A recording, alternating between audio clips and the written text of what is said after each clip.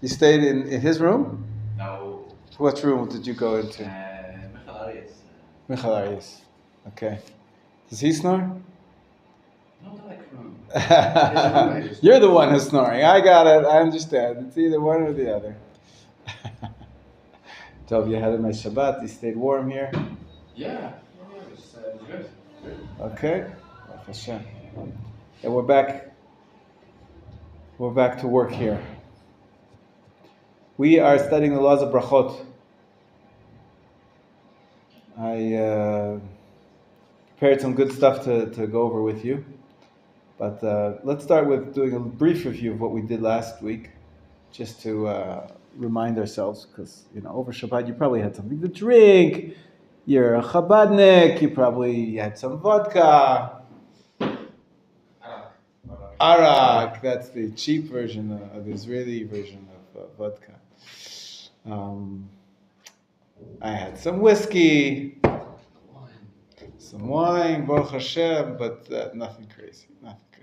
All to enjoy for the Shabbat. For the Shabbat atmosphere. Okay, but anyways, it's been a while since we learned Hilchot Brachot. So let's take a look. I, of course, spent my time Shabbat afternoon studying Hilchot Brachot to prepare for studying with you guys. So for me, it's fresh in my mind. But let's review. Baruch Hashem, somebody was lazy. At the end of last class, I didn't erase the board. It's good practice to always erase the board so you're fresh for the next day. But in this case, it'll aid us because we can look on the board and learn something about what we learned about brachot and bring us back into our topic. So, what are the two words on the top of the board? Spell. What are the two words? Hebrew. Magash. What does that mean? Something fire. Touch fire. Touch fire. Touch fire. Maga, touch fire. It sounds like it's like an army exercise. I ask my son what touch fire is, and he'll give me the whole routine. The whole routine is, it's an acronym. Mem stands for Mizonot or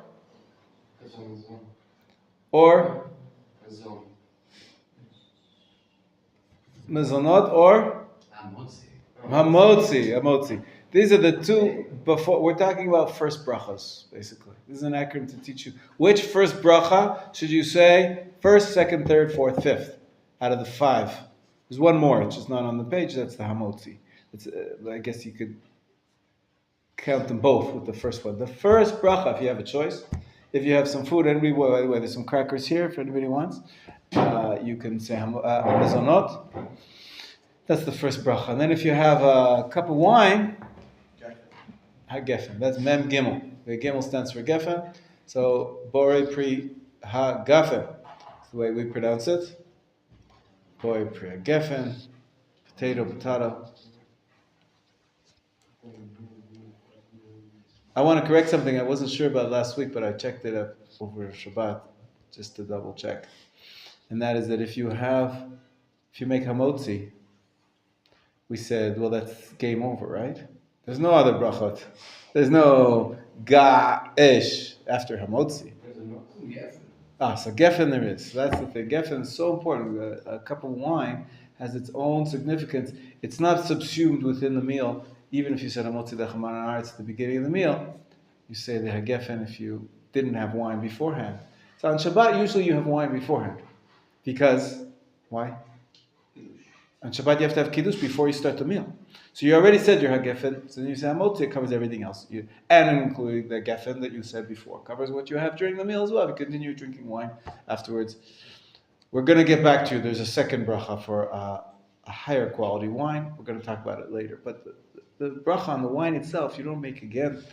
It's a good question. We're going to discuss it later, another time. Today we're learning this, but that's a separate bracha called Hatova Meitiv, and we're going to learn about it. Okay, there's details. Let's go back to this. Hamotzi, game over, right? Or not game over. Covers the meal. Whatever is considered part of the meal. We briefly touched upon what happens if you have foods which are part of the meal, but they're not really part of the meal. Like what? Cake. Like cake, right? Dessert. The question is, many times people have dessert, and that's the question: is it part of the meal? Is it not part of the meal? Fruit. Some people have at the end of the meal for dessert. Is it part of the meal? Not part of the meal. Sometimes people even have fruit. It's a first course. It's an appetizer. Same question. Wait a minute, an appetizer. Are you eating it to fill your belly, or as part of the meal, or are you eating it just to, whet your appetite? Bon appetit. Aperitif. Does that mean appetizer? Before you eat bread? After bread. Sometimes people have the first course after you make that. You always start with the kiddush and the hamotzi, and then sometimes you have some fruit salad or a melon, right? A slice of melon. You ever seen that? Been in a house that does that? First course with fruit? Never seen that? Never in your life. Well, I'll tell you the truth. I don't really like fish. So sometimes the first course is fish that you've seen, right? First course is fish, and somebody who doesn't like fish, they'll give them a slice of melon or something. Well then, say that. But what's the question? Do you say a bracha on it? You say no. Why not? Because I'm assuming it's on the table when you made the motzi. No, usually only the motzi is on the table. Not necessarily. Sometimes it is. Well, it's coming before the main meal. Yeah. Oh, the main meal. It's part of the main meal, you say. I tend to think you're right. You don't disagree. What do you say? I think it's different. Eating a fruit when it's like a big meal, I think it's different totally. Yeah. So, Yeah. No, after you make a motzi, someone brings you a platter. Yeah, I think you need to make it. You think you need to make eggs. It's So, different. You're not expecting them to bring. yeah. You didn't have that in mind when you're making a motzi. Right. Let's say you even knew it was coming. But I think you were saying that this is just not part of the meal. This is a weird custom. This is like appetizer. It's not really. The meal is going to start when they bring out the real food. The meat, potatoes, the rice, Depend on what you use. vegetables. Yes, it does, exactly. So this is why I'm having and hawing here, because there's different opinions. And I think the best thing to do is to decide for yourself. For me, for example, pretty much, I'm the hungry yeshiva boy in my heart and in my belly. And so basically, everything that I eat is like to be satisfied.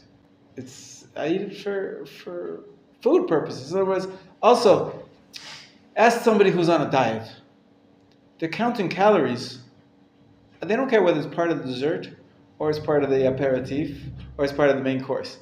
It's calories. It fills your body. It gives you nutrition. It gives you sustenance and calories.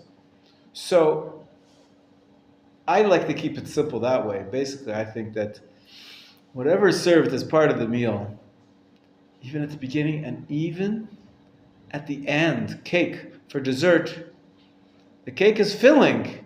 The cake gives me calories. Personally, that's my custom. I don't make any brachas on anything, because it's all of different types of foodstuffs. Even though other people, think about it differently, I've decided for myself, I think it's all part of my meal. I have one exception, and that's fruit at the end. Fruit at the end of a meal, that's clearly to leave yourself with something sweet in your mouth at the end. And so fruit is also mentioned in the Talmud explicitly as something which you should make a separate bracha on.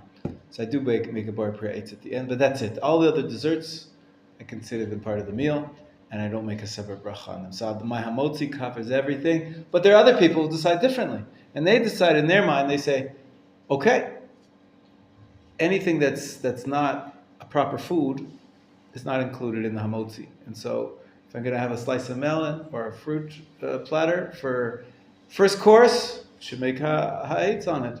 And if I'm going to have candy, gonna have sha'akol at the end. And if I'm gonna have cake at the end, well, that's after the meal's finished. You clear away all the regular food, and then you bring dessert. Cake, you should make mazonot on the cake. So there are different opinions, and they're all kosher. But the best thing is, because of those things which are gray area in the middle, decide ahead of time what your policy is. Then, when you say her hamotzi, your mind is going to be either covering everything or covering whatever you decide that it covers, whatever you consider to be part of your meal, and then you're safe because you know what your hamotzi covers, what's considered to be part of the meal for you.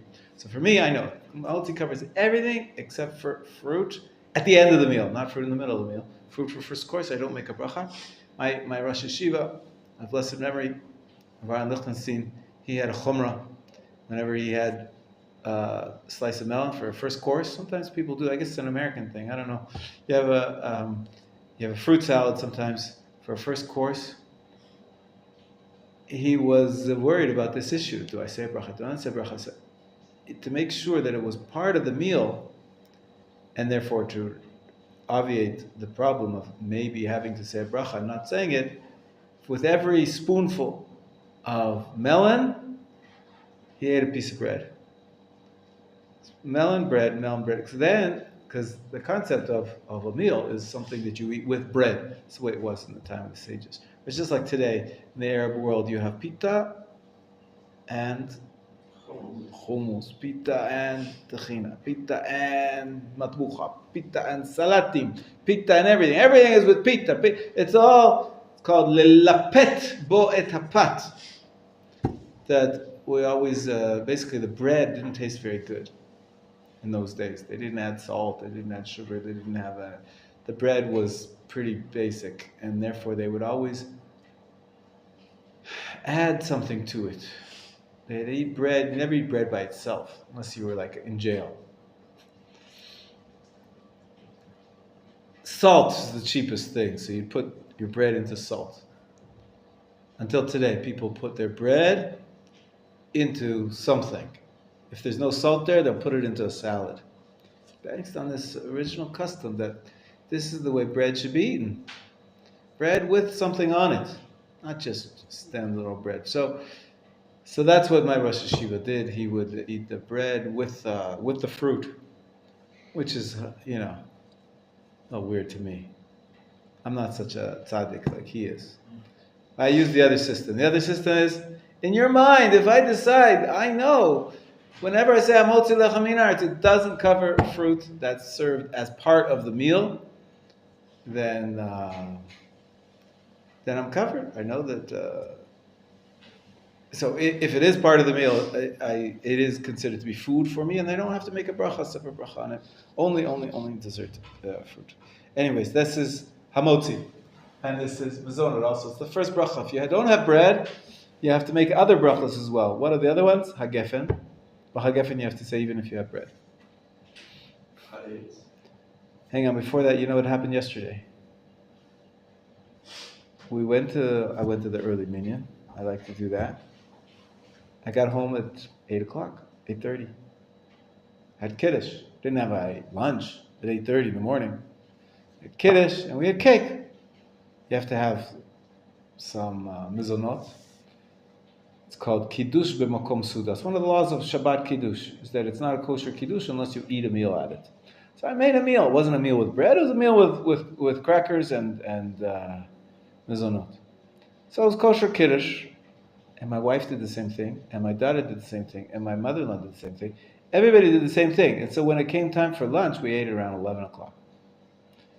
We'd finished that snack earlier by 9. 11 o'clock, it's a different meal. Okay, we're going to sit down for the Shabbat table meal. So sometimes, usually, I make Kiddush again. Because there's another guest who went to the late minyan, and now he needs to hear Kiddush. Or sometimes it's nice to mark the meal as a Shabbat meal by saying Kiddush. And what is Kiddush in Shabbat day? What does Kiddush consist of? You take a cup of wine, what do you say? You say some psukim, and then Bari Priagafet. Well, there's nothing wrong with saying it 100 times. So, usually, I say the Kiddush again. But this time, there were no guests. It was just, as I said, my daughter, and because my son-in-law went on Miluim, so My daughter came to us with my two grandchildren, two of them, and my mother-in-law was here. But everybody was home, basically. Nobody else went to shul except for me, and I made kiddush. Everybody else heard kiddush in the morning. So I said, okay, let's just go to the table. We'll have our second meal, the proper meal with bread, with 2 chalot and lechem mishneh, without saying kiddush. Because we already fulfilled our mitzvah of saying kiddush in the morning at 8:30. So that's what we did. So we said we washed, we said hamotzi, we started eating our first course, fish. I don't eat fish. I didn't have fruit. I had whatever other stuff, some spreads. And then, if it's still a Shabbat meal, I wanted to enjoy my meal. So I had a cup of wine, a glass of wine. My wife had a glass of wine. And then we had the question, wait a minute, do you have to make a bracha? Baruch atah Adonai Eloheinu melech haolam she'akol nהיה b'dvaro. And a bracha with a kiddush. Why? No, it was long back. That was a long time ago. I'd finished that. I already said the bracha after bracha to finish that. That was at 8:30. Now it's 11. You made kiddush again. But I didn't. No. Because you didn't have a guest. That's right. So you should make a bracha. So I should make a bracha. That's what we did. We made a bracha on the wine. The truth is now I'm remembering. I'm so forgetful. Yesterday, I think I made kiddush again. I'm trying to remember now. Maybe I can't remember what I did. It was only yesterday. But you say a bracha bari pri hagafen, even if it's in the middle of the meal. Okay, Gedalia is now ready to move on. What comes after hagafen? Eitz, maga. The ayin stands for eitz. And then the adama and the shahakol, right? You got it there. That's what we covered. Very good. Now, what about the after brachos? All these are six different brachot. We said you have to be as specific as possible in your brachot. It enhances your praise of God. So we have 6 different. Baruch atah Hashem Elokeinu melech haolam, hamot. Baruch atah Hashem Elokeinu melech haolam, Baruch atah Hashem Elokeinu melech haolam. Each one is its own distinct bracha. It only covers what its type is, what type of food, each type of food. If the truth is, if you want to be a jerk, you could, your girlfriend says to you, do I look nice? You say, yeah, you look nice. You're being a jerk. Say, I like that sweater you chose. It matches your eyes. Whew. Now there's a compliment. Right? And yes, it's a flattering dress, and yes, it's very pretty. It looks summery. Whatever it is, don't just say, yes, it looks nice. Be more specific.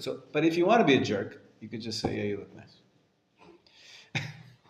Same thing, if you want to just say, shahakol, niya bidvaro, I'm going to cover the whole meal, all the different types. You can do that on motzi? You can say shahakol even on bread. But you're being a jerk. Don't be a jerk. Okay? But if you did say a shahakol and then you say, I said shahakol because I thought I was having a drink, and then they brought bread. That's the only thing I have is bread, not a drink or not fish. It's kosher. It's a kosher bracha. The shahakol covers even hamotzi. But you usually had bracha on the drink that you're drinking. You didn't have that in mind that there's going to be bread coming in. Good. So if you don't have in mind anything else, then you could still make the bracha on something else that comes afterwards that you didn't have it in mind. But let's say you were a jerk. You said, I'm lazy. I just want to shahakol and cover the whole meal. It would be kosher enough to say that you don't make another bracha. But what about so that's at the end of the day, everything we talked about now is the brachos before eating. What about brachos after eating? Brachos after eating, really there's only one that's from the Torah, one bracha in the whole ritual that's d'oraita. Which one is that? Birkat hamazon. That's the starting point.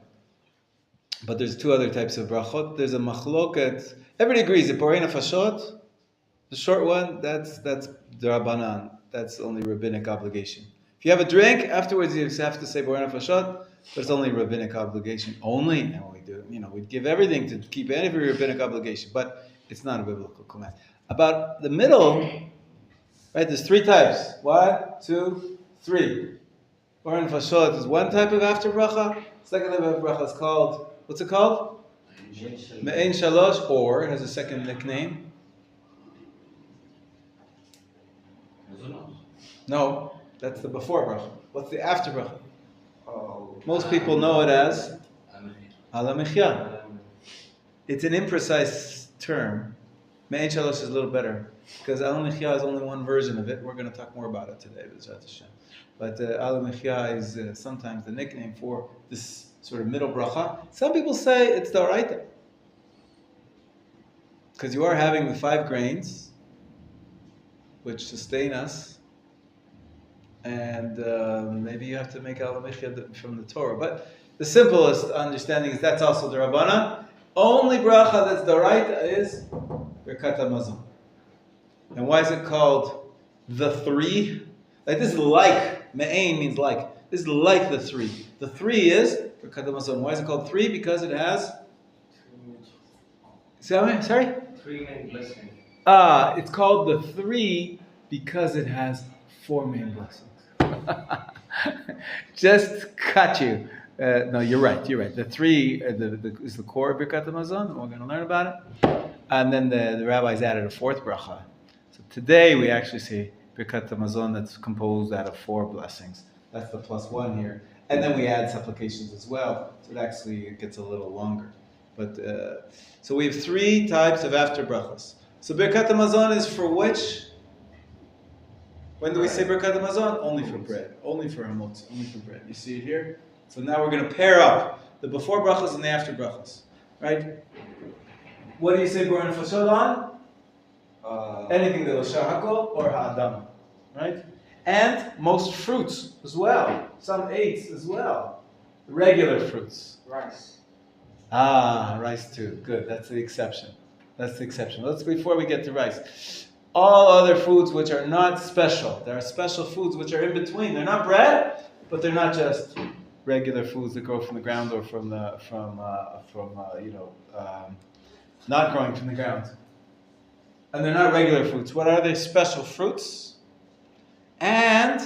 Or they come from the 5 grains. The 5 grains which can be used to make bread, but they could also be used to make cakes.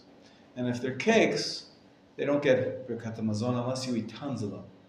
This is something to be careful if you're in a dorm room. Lots of pizza. And you eat lots of pizza or you eat lots of cake.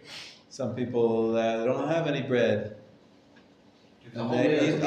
your whole meal is pizza, your whole meat is cake.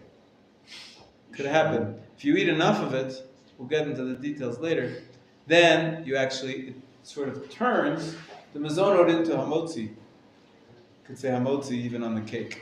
And Birkat HaMazon even on the cake. But again, that's a detail. Before? Yeah, also before and also after. Yeah. You would say hamotzi and Birkat HaMazon even though it's not bread. But that's an exception. The standard is, if it's made from the 5 grains and it's not bread, you say mazonot. And afterwards, you say the special bracha, Me'ein Shalosh. The 5 special land of Israel fruits. What are the special fruits? They're listed here. Grapes, figs, olives, pomegranates, and dates. And they have a special after bracha. Sorry? This is the order? No. We haven't covered that yet. Yes? So if I eat a lot of from shahakol, not the grains. Borei Nefashot. Yeah. Sometimes, I've heard rabbis say that this is disgusting.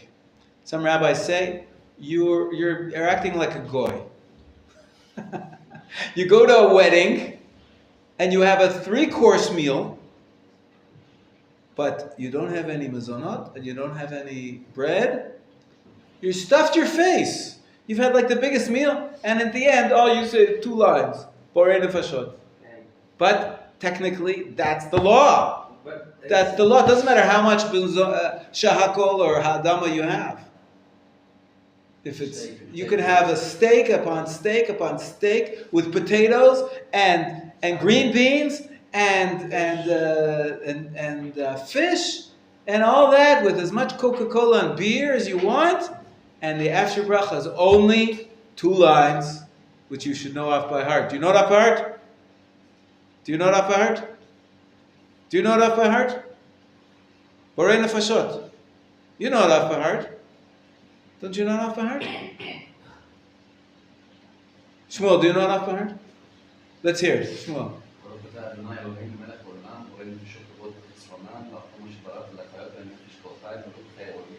Amen. Well done. Well done. What page is that on? 1075. Bottom of 1075. Kanei Nahara. Glad I'm endorse. Hope the soldiers are. There is no bracha. There is bracha on the first rain of the season, but we're past that already, and we're not really farmers either. We're yes. Correct. Okay, Yisrael, read the bottom of 1075. Baruch atah Hashem, Elokeinu melech haolam.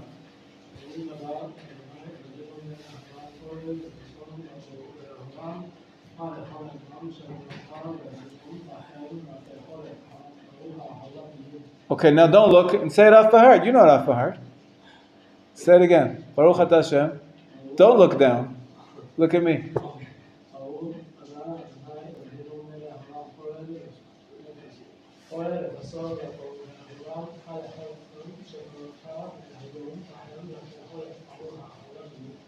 Amen. Yafi. So you do know it off by heart.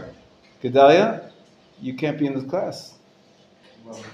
You don't know it off by heart. By tomorrow, okay? By tomorrow, you guys help him out if he needs help. I think he can do it though. Now you know where it is? You'll have it memorized by tomorrow? Yeah. Excellent. Okay. So that's the short one. So you're right, you're asking a good question, Eov. It's counterintuitive. You can have a full meal, but as long as you didn't have any of the special foods, it doesn't turn into a special bracha, number 2 or number 3. It's only mizonot that can be dual purpose. The 5 grains, it can be cakes and give you the after bracha of Mein Shalosh, or it can be bread and give you the bracha of Bekach. But it also says in the episode in the Torah, when you 89 verse 88, shall bless other broken. It's a good question. You're right.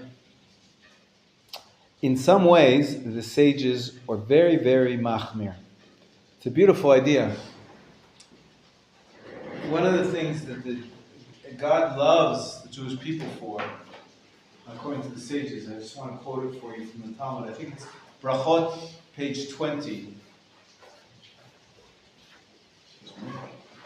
I have it here. Brachot, page 20, the Talmud says, the angels were arguing with God, and they were saying, why are you so nice to them? Why are you so nice to them? It says in the 10 Commandments that God does not show favor. There's no favoritism. You get what you deserve, for good or for bad. There's no way to buy off God. So the angels say, how come you're being so nice to the Jews? They don't deserve it. They're sinners.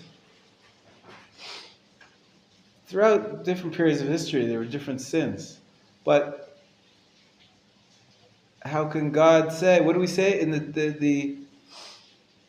the Hebrew for not showing favoritism? Lo yisa panim, velo yikach shochad. God is a judge who doesn't show favoritism. And then what do we say in Birkat Kohanim? Kohanim bless us.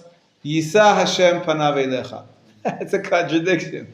God will show your favor to you. So which is it? So the angels ask God, and God himself answers as follows. He says, I have no choice. You know why I show them favoritism? Because my people are so dear, they love me so much. What I wrote in the Torah is, Ve'achalta v'savata, we saw it inside, Eat and be satisfied. Voilà.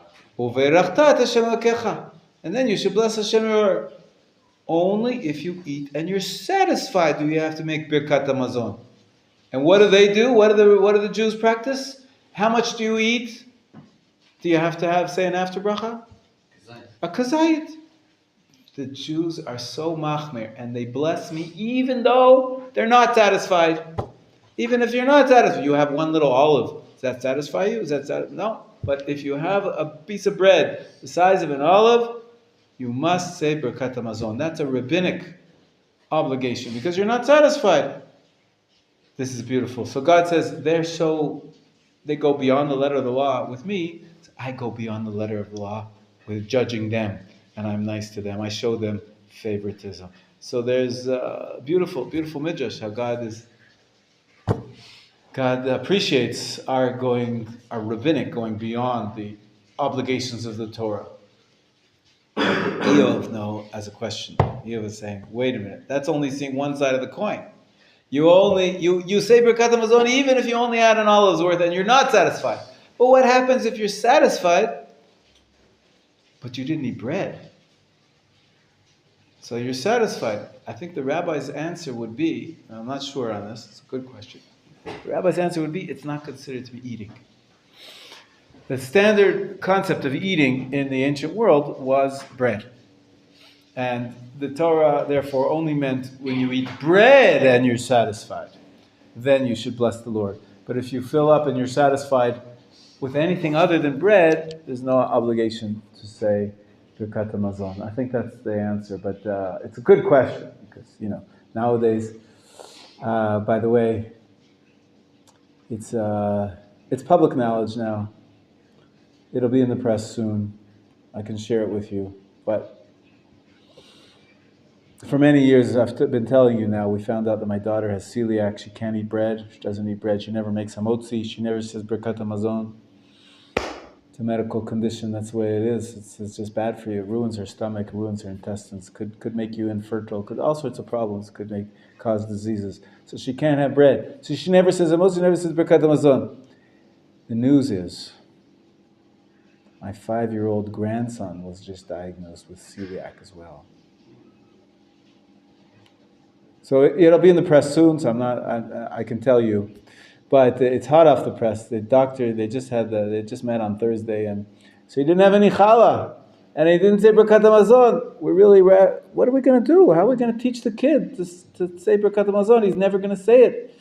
It could be later on in life, after the first year where they're very machmir, then they test. Some celiacs can have oats, they can have or certain types of grains.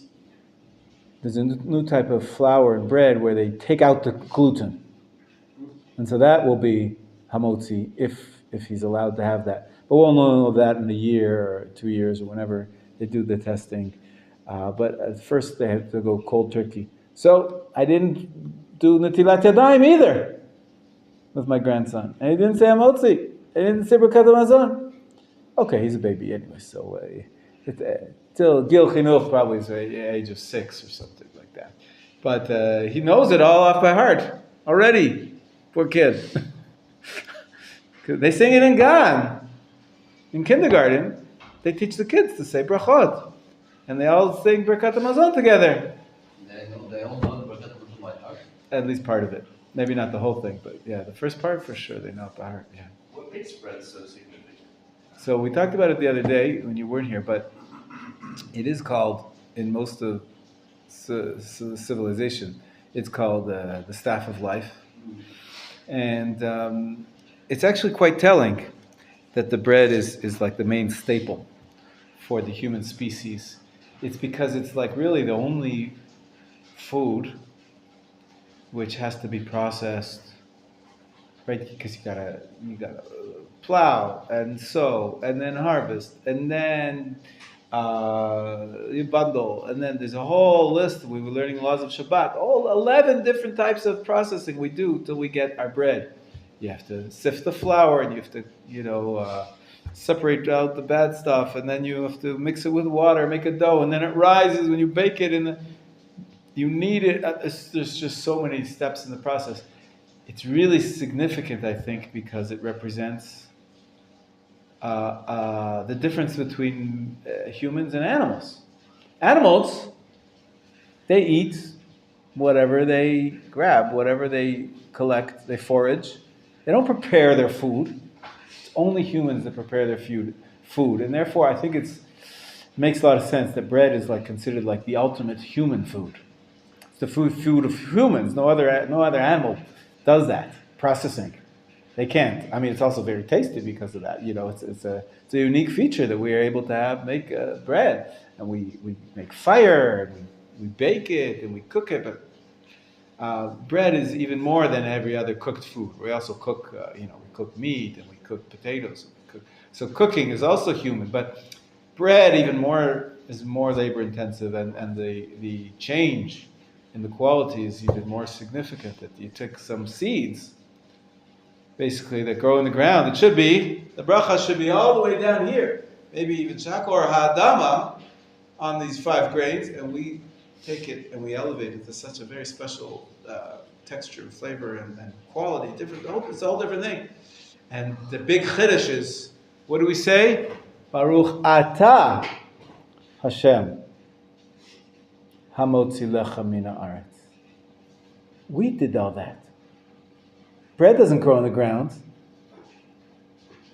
But we say no. We realize that even though we did all the whole processing, more than any other food, this is a human food. It's made by humans, for humans. You are the one. Hamotzi Lecha Min Haaretz. We have to be humble before the Lord. Recognize that who gave us the power and the wisdom to know how to grow food and process it and turn some seeds into delicious rogalach or onion bread or delicious freshly baked lachmaniot or challah. That's Hashem gave us the power to do that, so we thank Hashem. So it's a very special bracha, it's a very special food. And bread has a very special status, also because of the simple reason it really is the major nutrition for most of the world. Most of the world, it's actually cheaper than any other. A lot of people can't afford to have meat. It's too expensive. They don't have the ability to grow their own produce. Grain, flour, it's very easy it's very cheap. Bread is like the cheapest food. And so it's the mainstay of human society. So it has a special place in Hilchot Brachot as well, both with the before brachos and the after brachos. And Eov, that's my best answer I can do for you right now about why, even if you're satisfied in the other foods, we don't make Birkat HaMazon. Birkat HaMazon is only for bread. That's the way it was instituted, that's the way it's understood, that's the way we understood the Achalta. Achalta, eating, human eating, is bread. And the other thing is maybe a snack. I mean, but there is a small exception for Muslim. Exactly. Because it's made from the 5 grains. And it's sort of like bread. It's bread, but it was turned into something else. It could have been bread. And so if you eat it as bread, like eating a lot of it as your meal, like you said pizza, we're going to talk about pizza later, then it can sometimes turn into Birkat HaMazon and Hamotzi as well. Pasta too. If you have a lot of pasta and that's your meal, Hamotzi. Makes you think, huh? Usually you don't eat that much, don't worry. My intention is to have a whole meal of pasta. Yeah.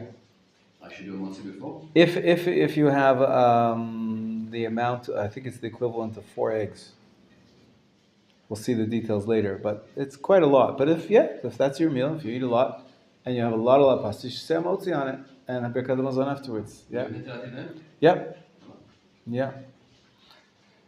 Netilat Yadayim, I would have to check to be more precise, but I think so. If you know that you're going to use it as bread, then maybe you should say do Netilat Yadayim without a bracha, just in case. You can do Netilat Yadayim anyways without a bracha, but I'll have to double check on that.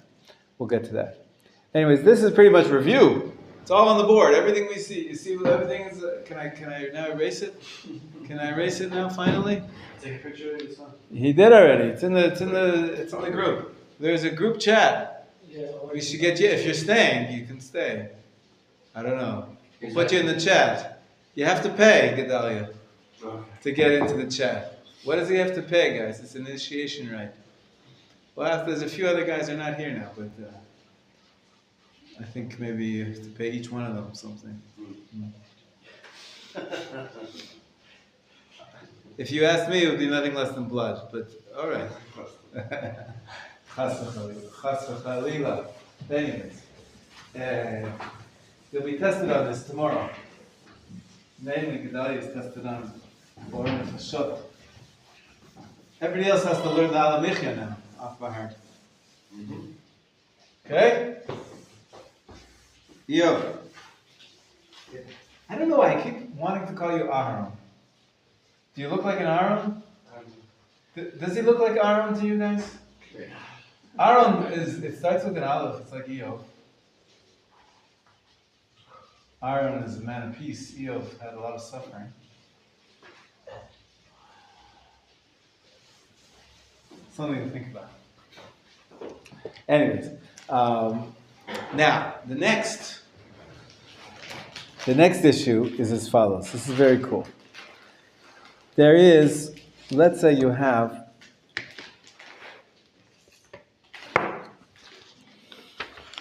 a lot of fruit. Help yourself, it's good. Let's say you have a lot of fruit.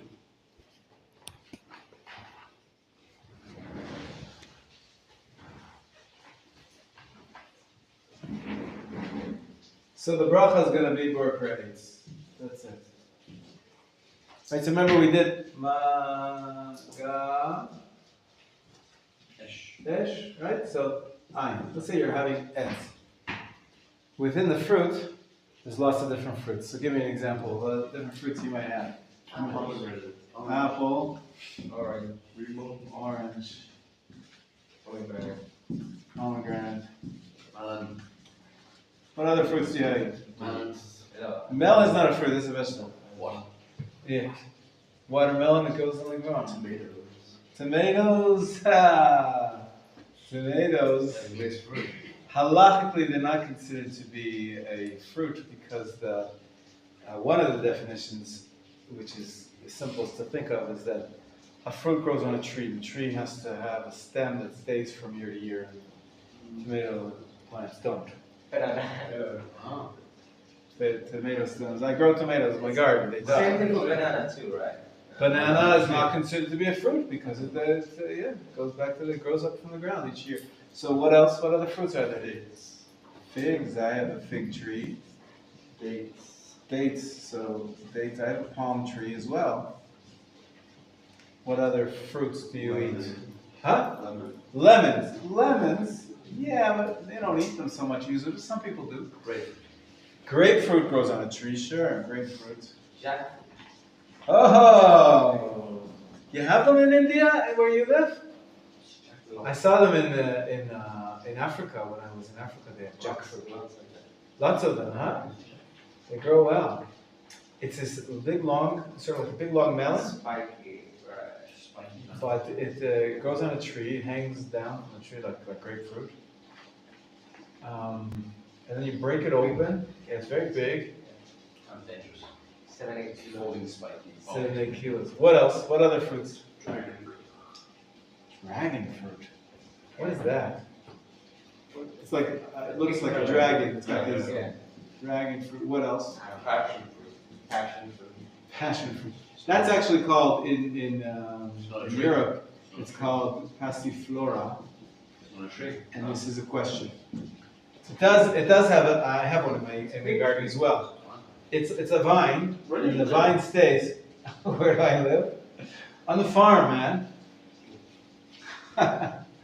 Passiflora, there's a debate whether it's considered to be. It does have a stem which stays from year to year. The problem is, it usually lasts only for 3 to 4 years, maybe 5 years. Mango. Mango's a nice fruit. What other types of fruits are there? Guava. What? Guava. Guava. Okay, think hard fruits. For example, what am I thinking of? Sometimes they have a shell. Shell. Grow on a tree. Nuts. Nuts. So what kind of nuts grow on a tree? Almonds. Huh? Almond, yeah. What else? Cashews. Cashews, coconuts. That's right. You have coconuts where you live? Lots. Tons and tons of coconut trees. Coconuts. Chestnuts. Coffee. Excellent. Coffee grows on a tree. The problem is we don't usually eat the beans. You can. Chocolate. You usually grind it up and you make a powder and you drink it. So it doesn't have its original shape. So usually when we drink coffee, we say shahako. But technically it is a fruit, so I'll put it in. What else? What other fruits? Pomelo, that's a nice one. I think it's a more recent invention, sort of like a blend of oranges and grapefruit. Yeah. So pomelo, pomelit, all different kinds. Anyway, it's enough. Grapes, good. Sabra. On a tree. That's right. What's that called? Sabras? Sabras is like a tree. It stays from year to year. Cactus. Have you ever eaten it? Strawberry. Yeah, you've eaten it? Juice. Up in the Golan, there's tons of them, right? Strawberry. Watch your fingers. Yeah? You get gloves, I hope. Strawberry. Yeah. No gloves? You can't touch the sabras without gloves. No way. Little spikes that stick in your Oh, that's terrible. Oh. No, I'm thinking about something else. Yeah. What is it? You Like, can't touch the cactus, but it's like tomatillo or something? What? Tomatillo? It has like a weird casing, but it's like a I don't know, there's lots of different. Carrot. Carob is a tree, and it's a fruit that grows on a tree. Actually, you probably have only seen them very dry, and it's so like rock hard, but they're fresh, they're actually delicious. Strawberries? Strawberries, there's two kinds. The strawberries, most strawberries that you think of, the red ones, the little green on top, those are more grow in the ground. But there's like a strawberry tree. It's called in English a mulberry tree. In Hebrew, they're called tut. That's a tree, but there are some berries which grow on trees. Berries is a little bit in between. Is it a tree? Is it a bush? It's a good question. Papaya. Yeah. Papaya. Papaya, sure. Papaya is hadama. Oh, yeah. Papaya grows in the ground. Like No, it grows it's like a tree, but it banana.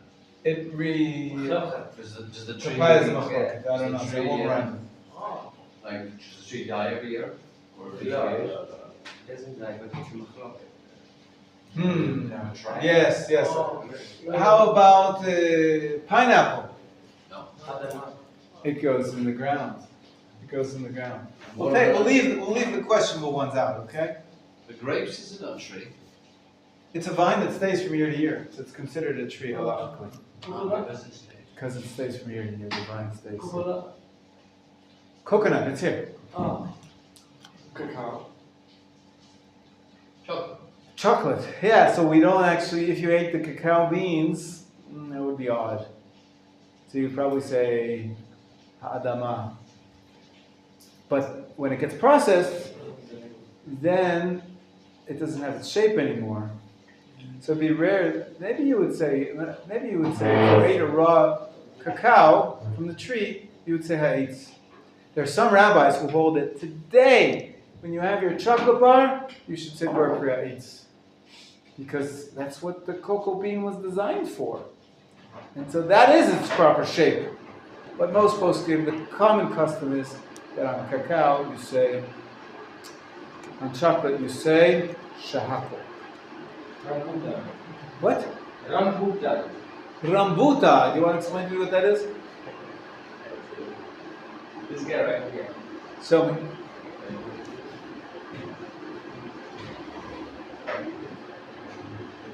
Rambutan. This looks a lot like lychee. Lychee. Lychee? Yeah. Is that lychee?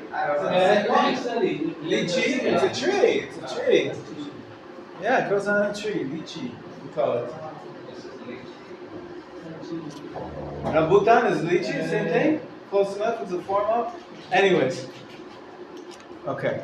Now, let's. It's a different fruit? Longer. It's from the same family. Same family. I see. Yeah. Now, let's say you have all these fruits in front of you. We're going to have a fruit party. By the way, we're going to be doing this soon. When? When are we going to be doing this? Having a fruit party? Soon. Yeah, it's a month of the trees. Oh no, Tu B'Shvat. Tu B'Shvat. Yeah, Tu B'Shvat. That's in the summertime. It's the New Year for trees. There you go. That's right. So we do sometimes have a special fruit party. As long as you're not a fruitcake, it's all right. Anyways, which bracha do you make first? You only one bracha on everything. But which fruit do you take first? Do I pick up the pomegranate? Do I pick up the almond? Do I pick up the coconut, the lychee, the cactus, the grapes, the lemon, the apple, the orange? Which one comes first? You think it's simple, huh? Fig. This is not so simple. I want to teach you 4 criterion. 5 criteria. And then we're going to have to see which one overrides the other one, which is the most important criterion. But there's actually, believe it or not, to have a fruit party like this and to know which one to pick up first and to make the bracha on first, you're making the bracha only on one of them, then you can eat all the rest of them with that bracha. But which one should you choose to make the bracha on out of all these? That's one of the criteria. Very good. According to the Rambam, that overrides everything else. So you can ignore the rest of the shir. But let's say you're not the Rambam, and most of us don't paskin like the Rambam, by the way, on this. Let's say you're not the Rambam. Or even if you are the Rambam, let's say you don't have a preference. So that criterion number 1 goes out the door with the window, because you don't have a preference. They're all the same to you. You don't like any fruit. You're eating it because it's Tu B'Shvat. There's 4 other criterion. Let's see what they are. Okay. Criterion number 1 is a fruit from the 7 species. What are the 7 species? We had them on the other page. Dates, grapes, figs, pomegranates, and olives. That's it. 7. Those 5. So it's actually 5 fruits. 5 out of the 7 species, right? The other 2 are chitan, sorah. They're grain. They're grains, barley and wheat.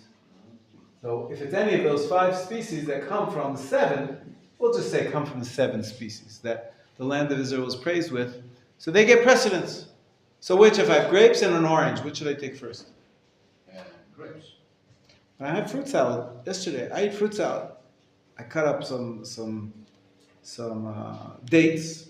I took them out. I looked to see that there's no bugs, and I had them in a bowl with oranges and apples. I consciously looked to see which should I eat first. I ate the dates before the apples and the oranges, because it's one of the 7 species, right? That the land of Israel is praised with, so it has prominence. There's another criterion as well, though. The other one is, let's say, whole versus pieces. In pieces. If you have a whole orange or a whole apple, okay, and then you've got a date, but the date is sliced up. It's already been cut up into pieces. Well, the bracha should be said on a whole. But then we have a contradiction between 1 and 2. Which one takes precedence? So the whole fruit, so let's say you have all these fruits together, and some of them are cut in half, some of them are crushed up, and some of them are whole.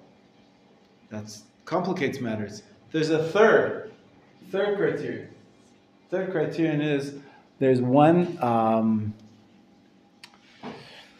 This is more about, it's more usually talked about with flowers. Not flowers that you grow in the ground. Flour, Oh, like right. wheat and barley. And there's some flour which is finely sifted, some which is whole wheat, still has the bran in it. There's some, it's actually a concept called, it's cleaner flour versus more raw, coarse flour. So I'll write here the fine versus the coarse. Of course, that's not going to work so simple with our.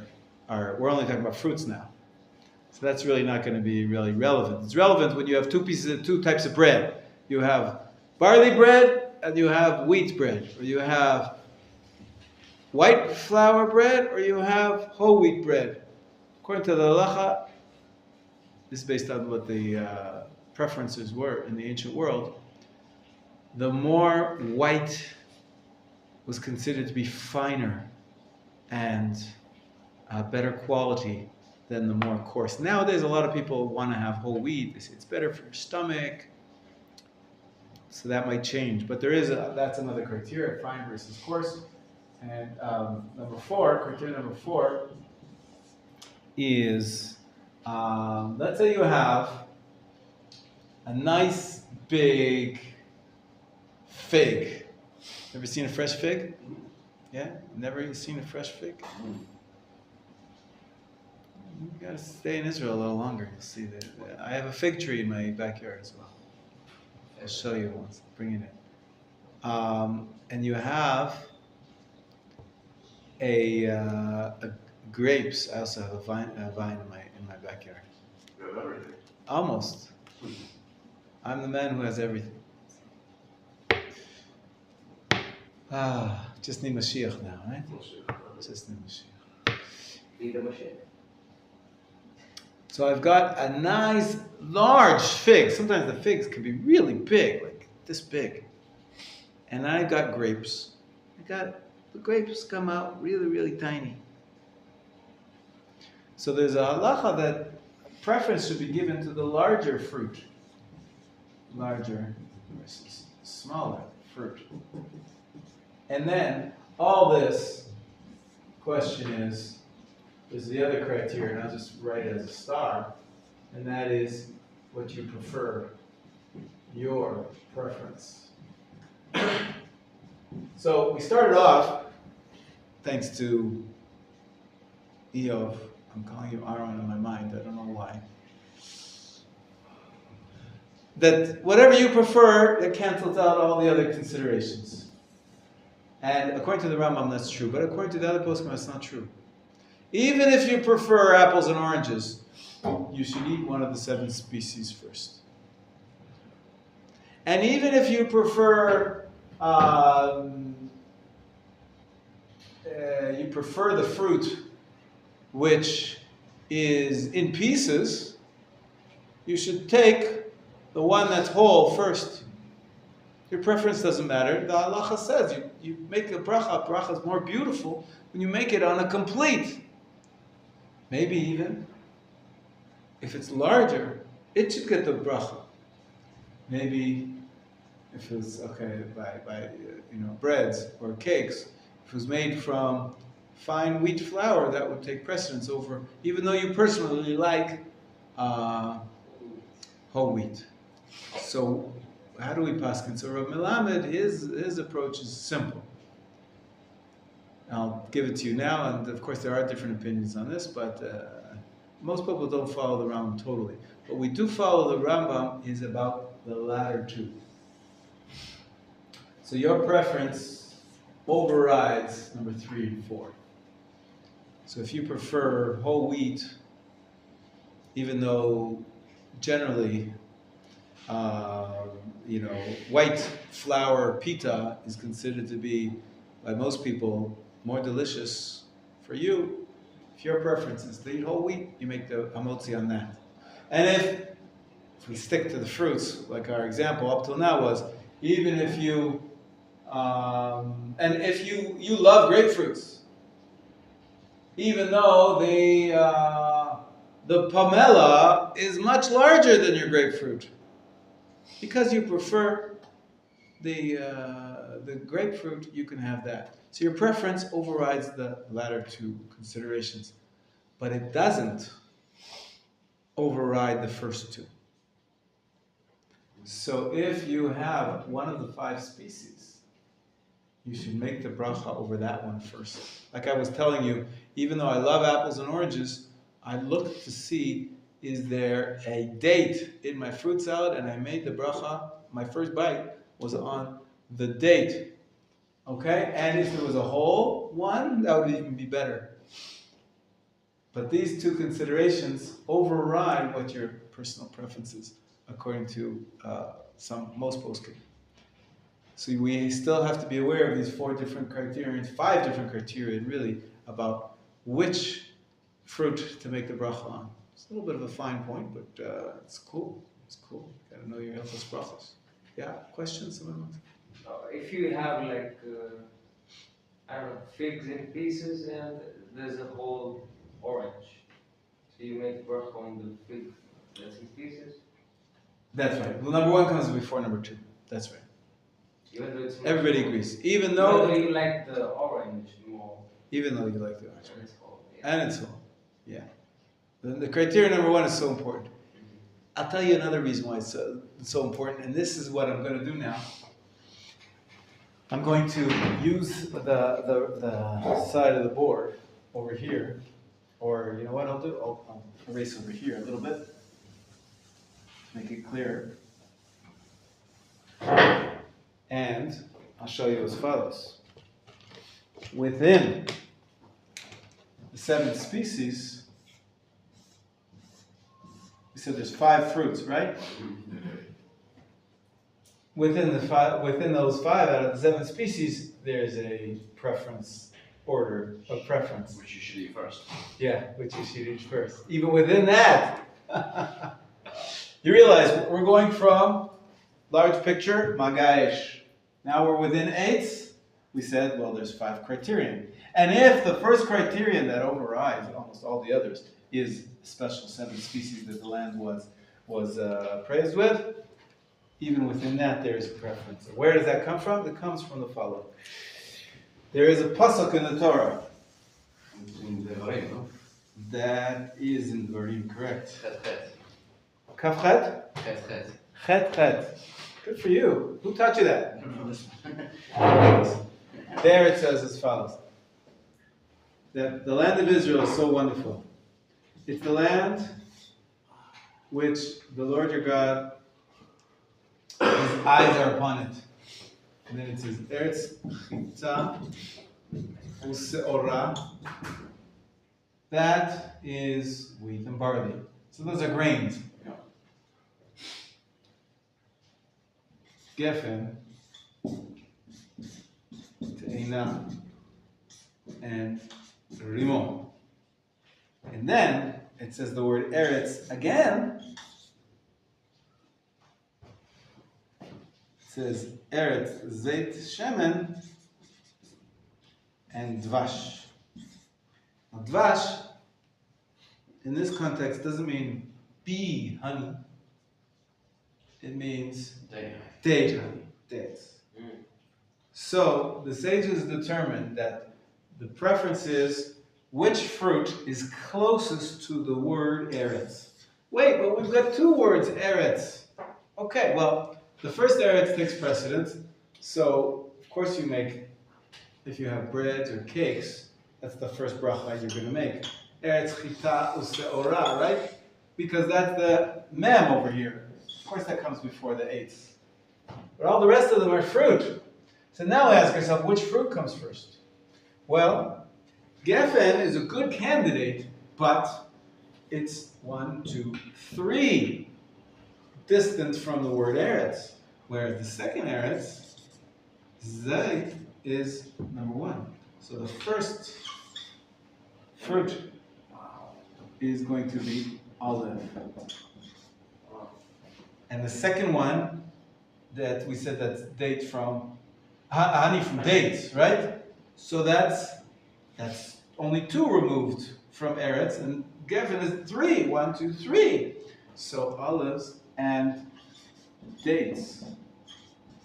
1, 2, and then once we're done with the olives and the dates, then we get to the others, which is grapes and figs, and the last, pomegranate.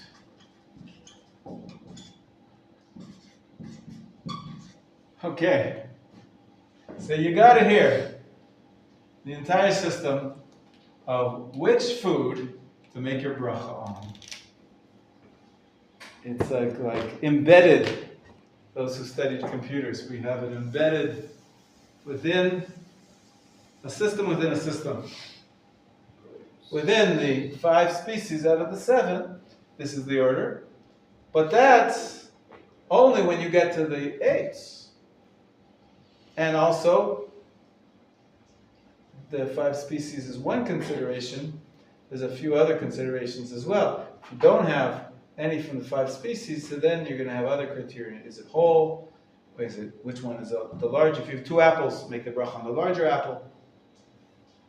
And but if you love oranges, even if the apples are very big and your orange is very small, then your preference overtakes versus criteria number 3 and 4. It doesn't overtake criteria 1 or 2. Yeah, we're only talking about the 5, not the others. Right. Those we already covered with mizonot in the mem. Okay, so hope you cut that. And shemen is with zayt. Shemen is not usually eaten by itself. You usually don't eat oil. Some people do take a teaspoon of oil. Yeah. Healthy.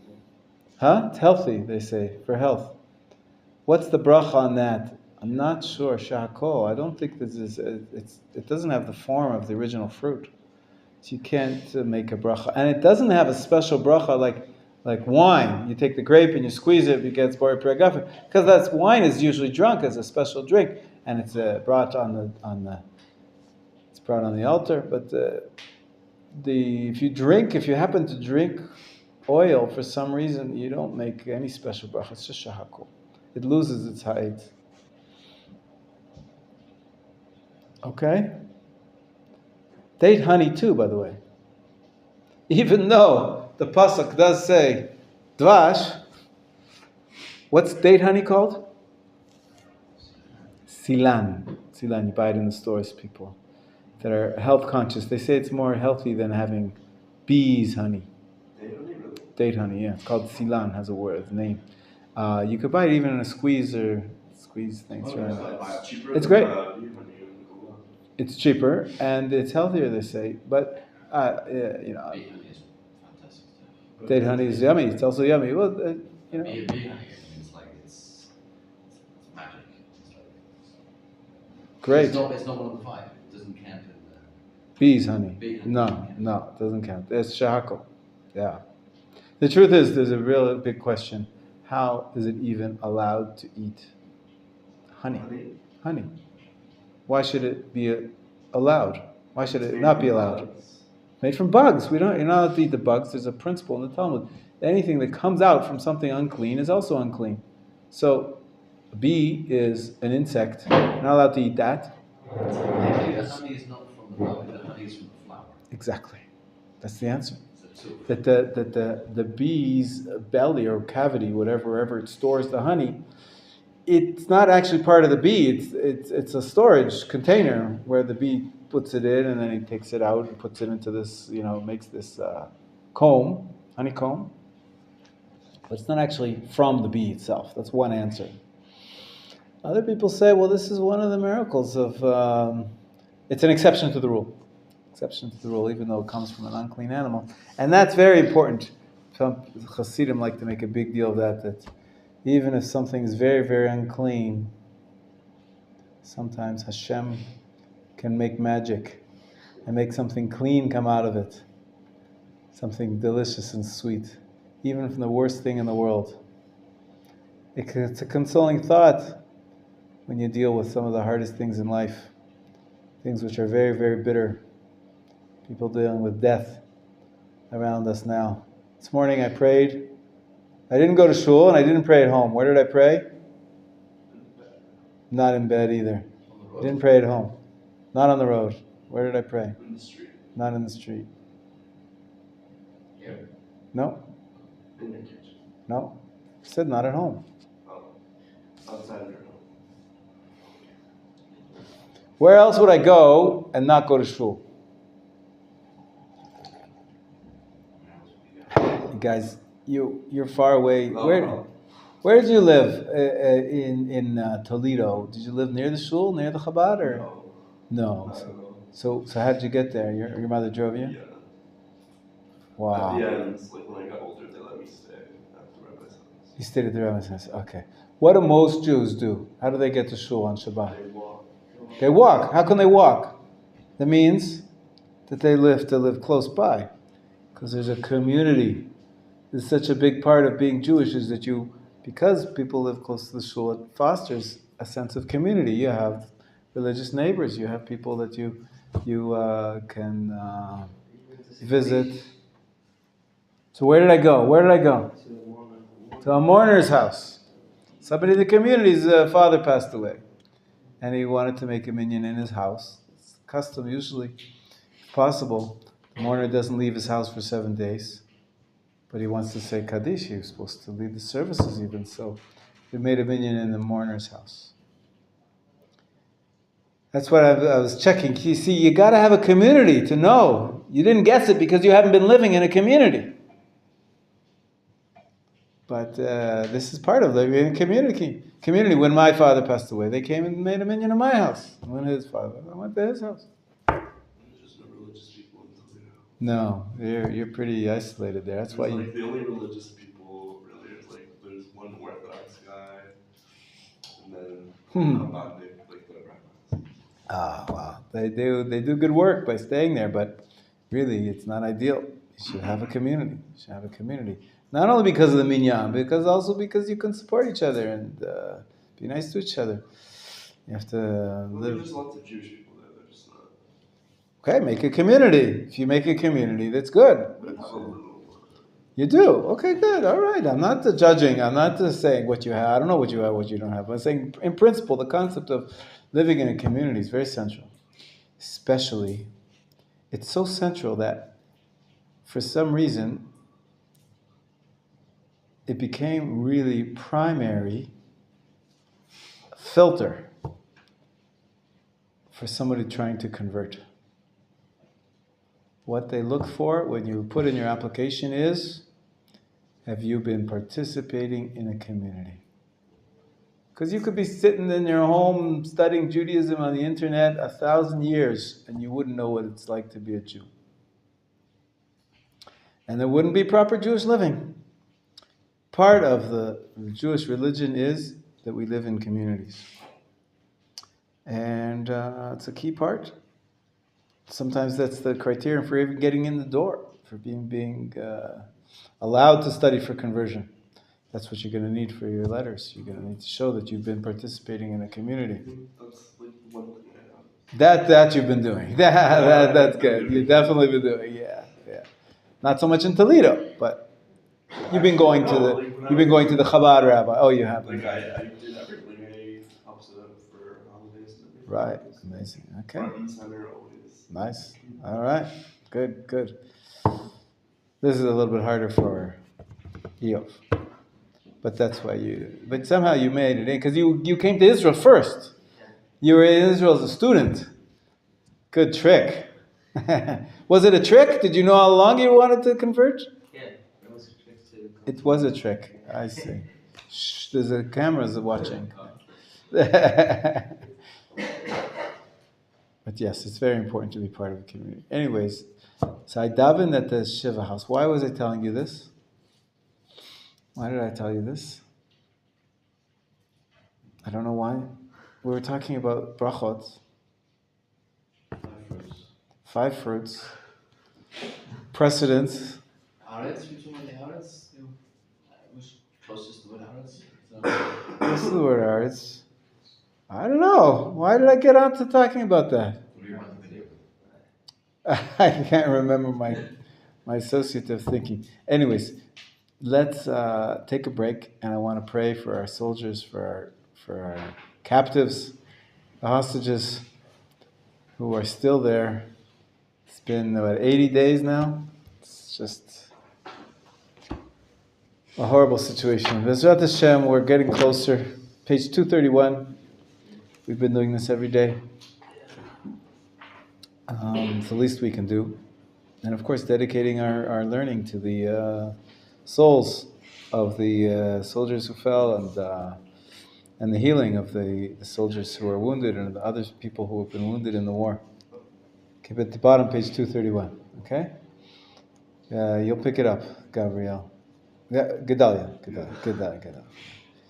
Acheinu kol beit Yisrael,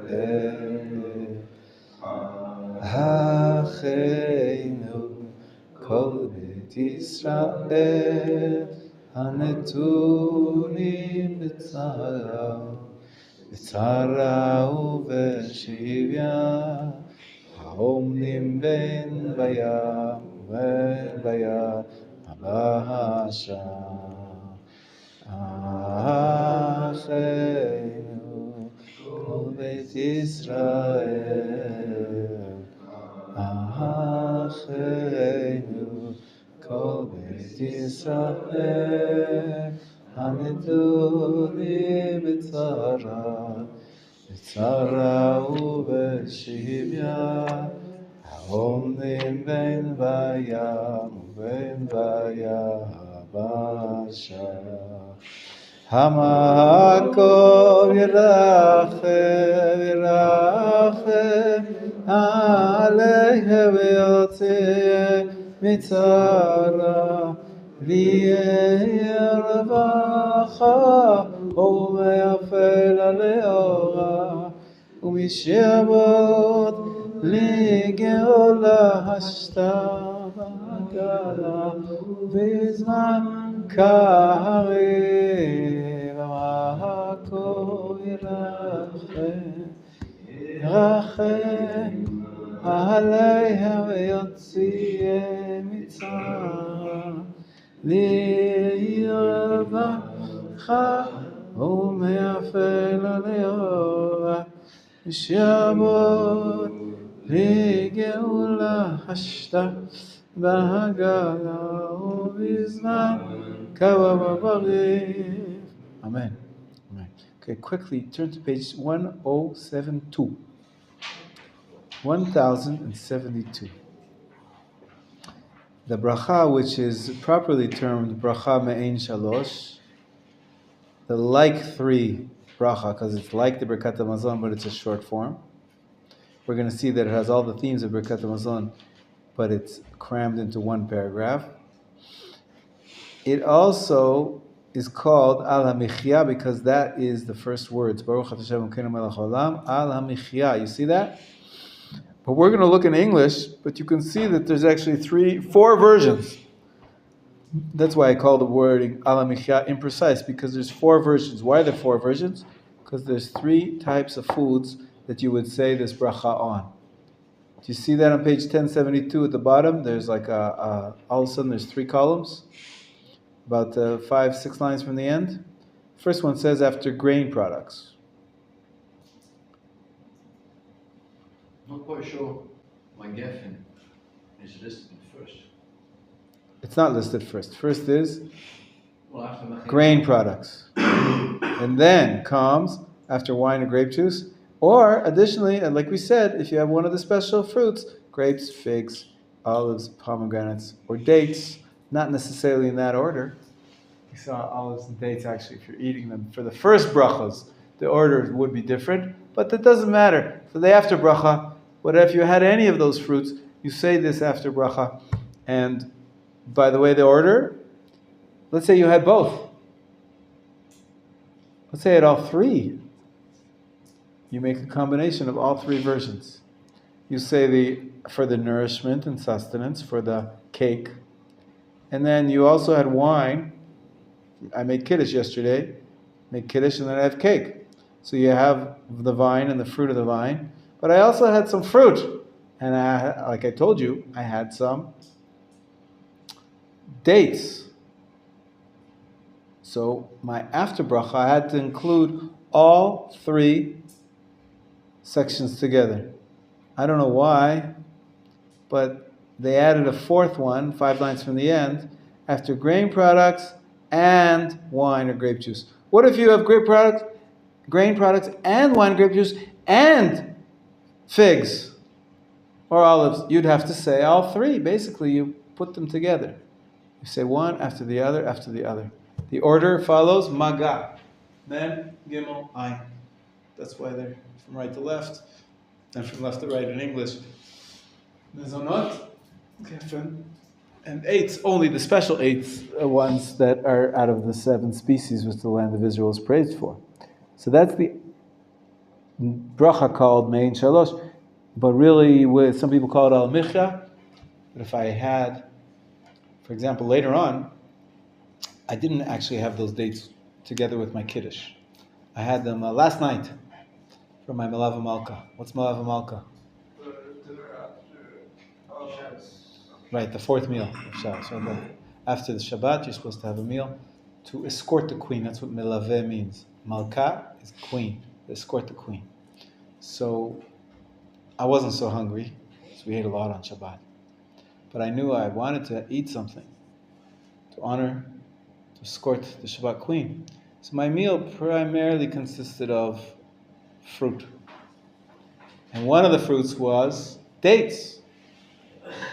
So the first round I made the dates, I made sure to have the dates first before the apples or oranges.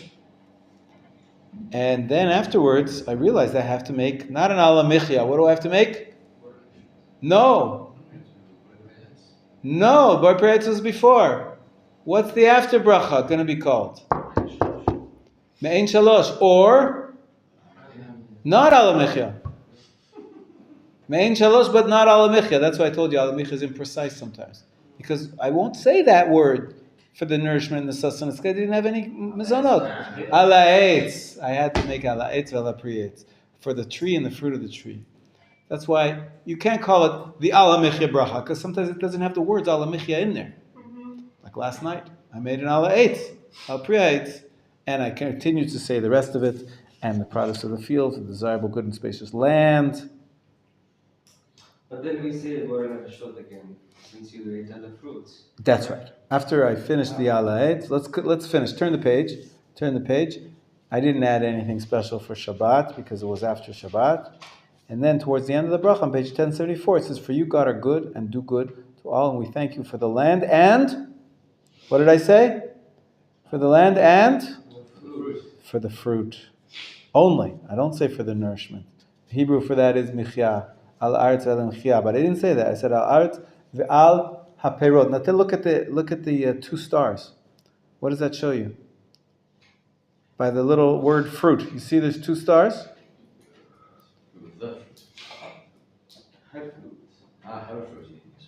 Her fruit. These were dates which were grown in the land of Israel. So I say al haaretz al peroteha, her fruit, not just the fruit. And then you finish it off with the bracha Baruch Hashem al haaretz ve'al peroteha, and that's the ala michya. I want you guys to practice this.